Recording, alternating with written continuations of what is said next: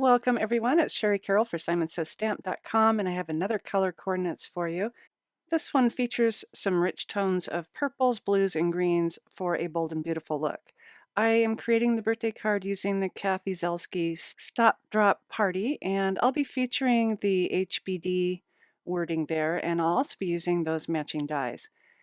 I'll be working on some 80-pound Nina white cardstock, and I've cut a couple panels of these just to work with.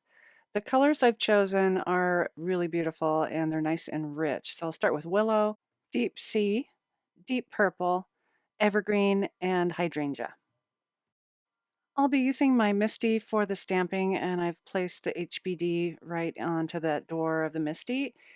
And I'm starting off with Willow ink. I'll ink this up really well. I'll be double stamping all of these images. So I want to make sure I ink it really well, shut the door, and then I'll press that down really well.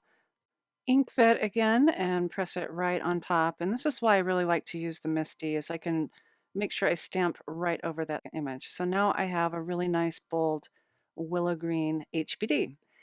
I'll be cleaning my stamp off in between each of these stampings, and you want to do this if you're using the same stamp with different colors. So I'm wiping it down with a microfiber cloth, and then I have my Simon Says Stamp Ultra Clean, and I'll just spray a portion of my cloth with the cleaner, and then I can wipe down the stamp once again. You'll want to make sure to get around all the edges and all the crevices to make sure you don't have any lingering ink. And once you're done, wipe it down with a clean portion of your microfiber cloth and you're good to go.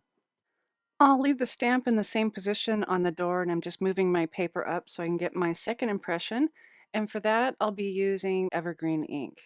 Evergreen has a little bit of blue to it, so it's a nice, rich, dark green. And once again, I'll be pressing that down, re-inking, and then stamping again.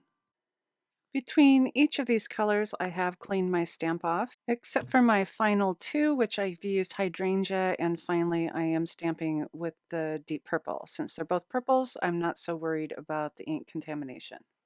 And now that I have my 5 colors stamped, I'll use the coordinating die and I'll cut out all of these pieces. After die cutting, I've added a little bit of foam tape to the backs of these so that I can get a little lift from the card.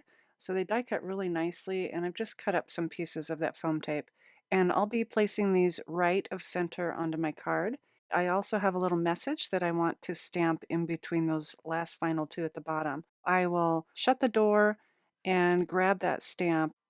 A trick I like to do for aligning my stamps is to ink up my message with a really light ink like fog. And I'll stamp this right onto the grid paper and make sure that that stamp is lined up before I stamp it onto my card.